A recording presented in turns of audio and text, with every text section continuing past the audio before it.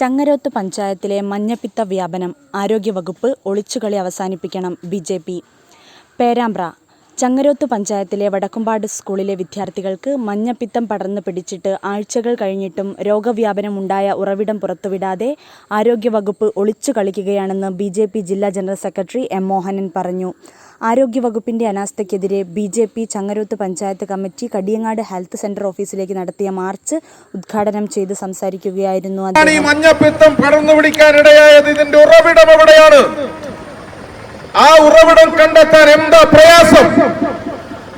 ആധുനിക കാലഘട്ടത്തിലാണ് നാം ഒക്കെ ജീവിക്കുന്നത്. എല്ലാ സാഹചര്യങ്ങളുമുണ്ട്, എല്ലാ ആധുനിക പരിശോധനാ സംവിധാനങ്ങളുമുണ്ട്. എന്നിട്ടും എന്തേ ഈ മഞ്ഞപ്പിത്തം എവിടെ നിന്നാണ് പടർന്നു പിടിച്ചത് എന്നതിന്റെ ഉറവിടം കണ്ടെത്താൻ ബന്ധപ്പെട്ടവർ ശ്രമിച്ചില്ല. മഞ്ഞപ്പിത്തത്തിന്റെ ഉറവിടം എന്നത് പകൽ പോലെ സത്യമാണ്. 200-ലേറെ കുട്ടികൾക്ക് ആ സ്കൂളിൽ മഞ്ഞപ്പിത്തം പടർന്നു. ഇത്രയും വലിയ പ്രശ്നമുണ്ടായപ്പോൾ ആ മഹാവ്യാപനം തടയുന്നതിന് ശ്രമിക്കുന്നതിന് പകരം അതിന്റെ മറവിൽ ചിലരെ രക്ഷിക്കാനാണ്, ചില സ്ഥാപനങ്ങളെ രക്ഷിക്കാനാണ് ആരോഗ്യവകുപ്പ് ശ്രമിച്ചുകൊണ്ടിരിക്കുന്നത്. സ്കൂളിന്റെ സമീപത്തുള്ള ഒരു സ്ഥാപനത്തിൽ നിന്നാണ് രോഗം പടരാനിടയാക്കിയതെന്ന് ആരോഗ്യവകുപ്പ് അനൌദ്യോഗികമായി പറയുന്നത് ചിലരെ സംരക്ഷിക്കുന്നതിന്റെ ഭാഗമാണ്.